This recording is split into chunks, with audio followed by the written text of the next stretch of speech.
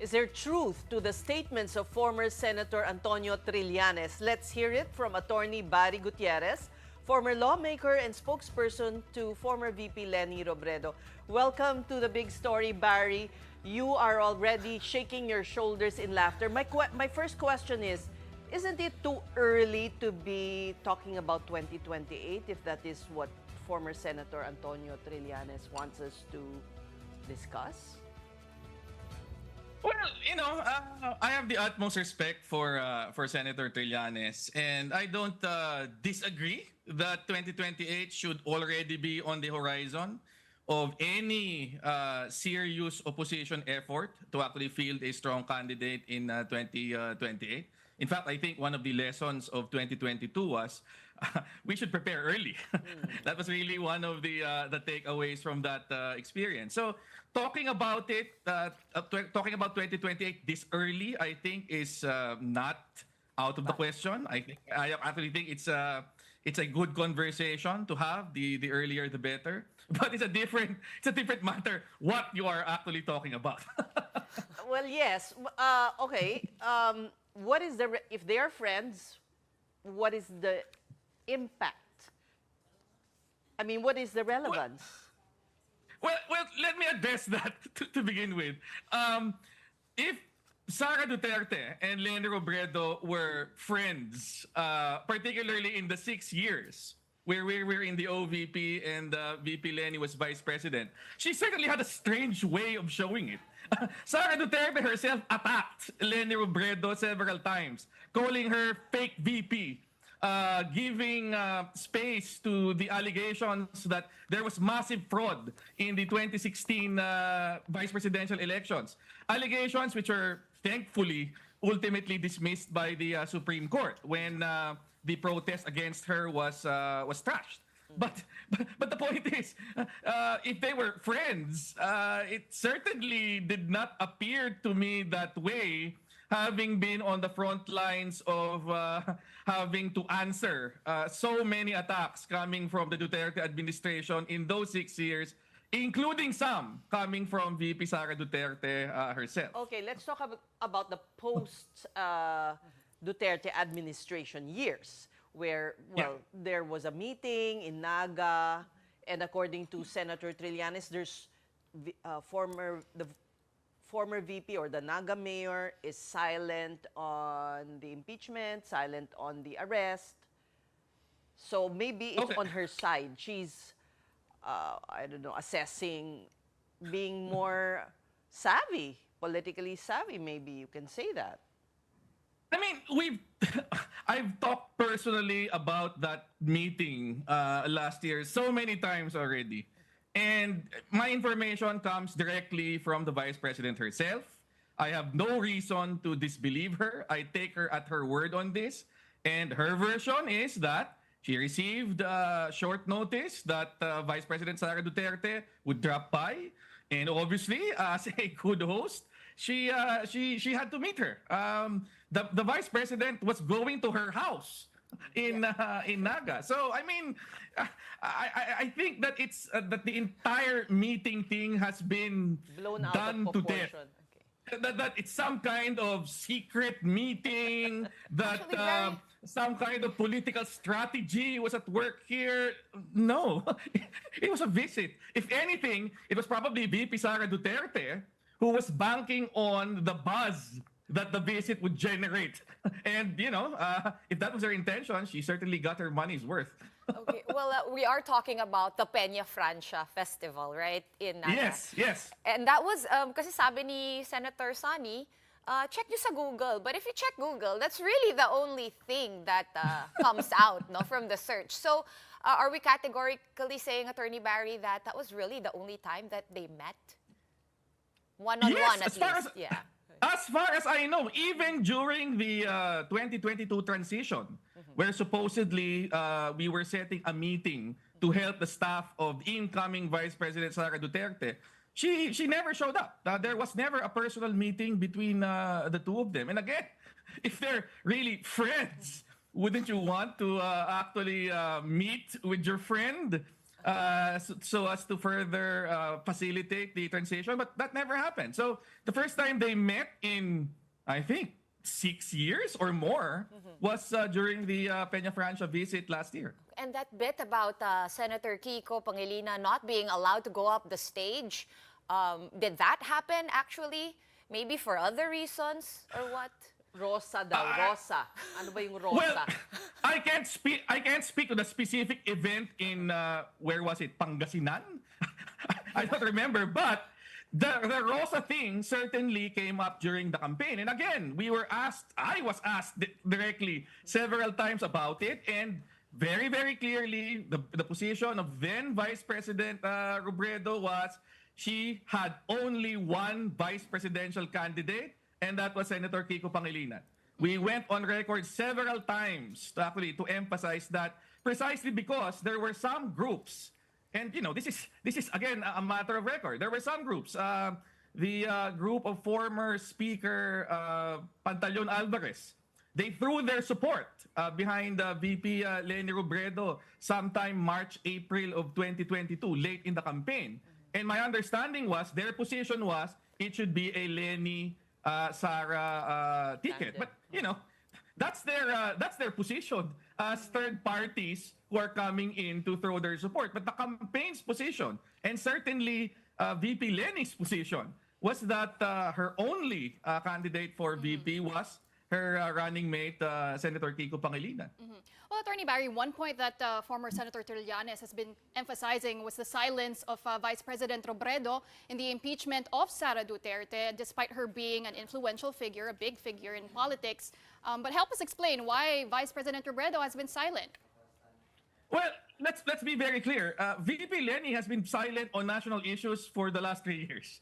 I mean, it's no secret that she has actually decided to focus more on Naga. When asked, she has always said that I've given the last 6 years to the national political scene.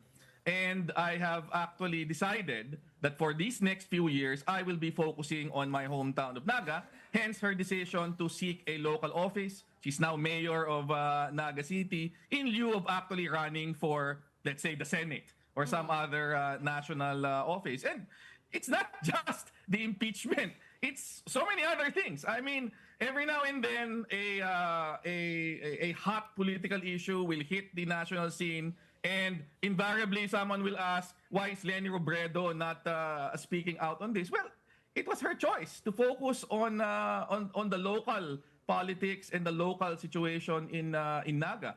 I don't know if there has been any situation where she was actually asked by media about a national issue and she refused to answer, or she said that I don't want to speak on that. But I as far as I'm aware, she has been focusing on Naga, and that's really the reason for the supposed silence. Although if you look at the recent midterm elections, she was very, very active in actually campaigning for Senator Bamakino, Senator Kiko Pangilinan, and the other candidates that she was supporting. Abalos.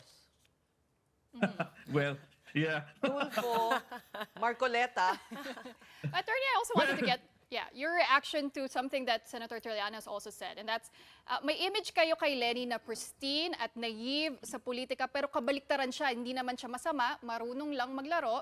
He even said that she's just feigning ignorance, but she really micromanages when it comes to her leadership, her political influence. Well, isn't that a good thing? Yeah. I mean, isn't that Senator Trillanes paying Leni Robredo a compliment by saying that she's a savvy politician? I'd agree. I mean, she is pretty sharp when it comes to making political calls, and we were witness to that in the 6 years that we were in OVP with her. She had a very, very keen political mind. Now, but it's one thing to say that she is politically savvy, and it's another thing to insinuate that somehow means that she's dishonest I think those are two completely different things. And to be fair to Senator Sani, he did not say it outright. But if the only point is she is not clueless, she is in fact politically savvy, then the only thing I can say is, that's true. Where do you think this is coming from, Attorney Barry? These are like Yeah. really specific examples. Ano ang motivation ni Senator Trillanes? One thing that he said also was supposedly Senators Bam Aquino and Kiko Pangilinan were asking him to help in delaying the arrest of the former president,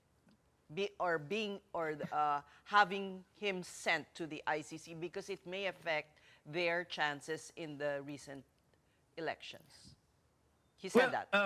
So anong motivation behind all these? Well, first of all, I shouldn't be the one you're asking about his motivations. He should have been asked that in Storycon. I have no idea. I mean, I know, well, we weren't there, plus your friends, di ba? We are.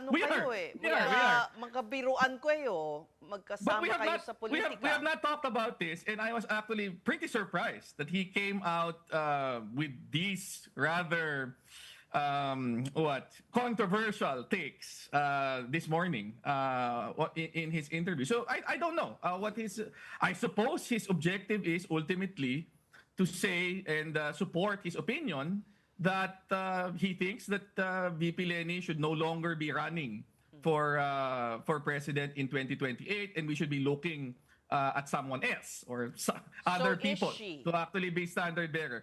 Well, as of now, she has not made known to me any of her plans. She's very much focused on Naga and doing her job as mayor to the best of her ability. So I think right now, running for president or any other national position in 2028 is the furthest thing from her mind. She has only assumed office, June 30? So that's barely over a month as mayor. So I think that her entire focus is still very much on that point. So I doubt very much that she has actually given any deal of deep thought to 2028, much less what her specific plans for a possible national run will be for the next election. Pero ibabato ko rin sa'yo yung sinabi mo kanina. What happened in 2022 was proof that, you really have to plan early. I agree completely. Asa Kung wala pa yung plano na. Oo nga, ano yung plano nyo? Well, the opposition is not just VP Leni Robredo, right? The opposition is a lot of other people, including Senator Sani Trillanes. Exactly, that's why I'm asking, doesn't necessarily mean Mayor Leni Robredo, but others. What are your plans for the coming 2028 elections? As far as I'm aware, conversations have already started regarding starting a possible process, some kind of primaries, similar to what they do in the US. Although, of course, we don't have as strong or robust a party system like they do. But some kind of open primaries process to get the ball rolling, get the names out there, and get the sense of which people could actually be strong contenders for national positions in 2028. And I think that's something that should start as early as possible. And I'm glad to see that that's already happening this early. Now, if people like VP Leni at some point make a decision that they want to be part of this process, they want to be considered, they're interested in throwing their hat in again in 2028, then that's certainly a possibility that we should remain open to.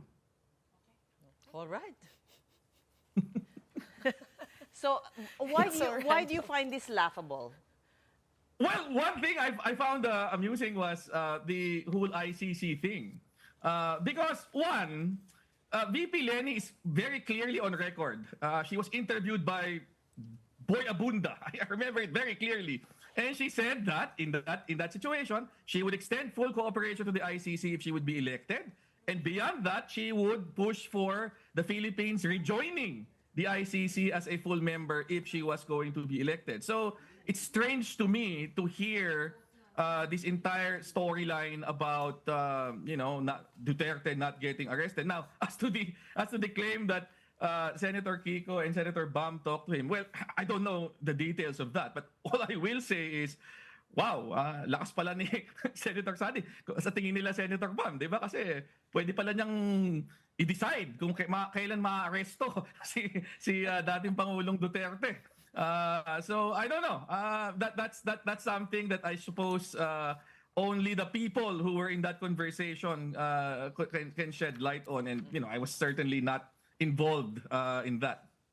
I look forward to your being in a podcast with him soon. Attorney Barry Gutierrez. I'm sure that will happen. Yeah. Former spokesperson to former VP Leni Robredo, maraming salamat.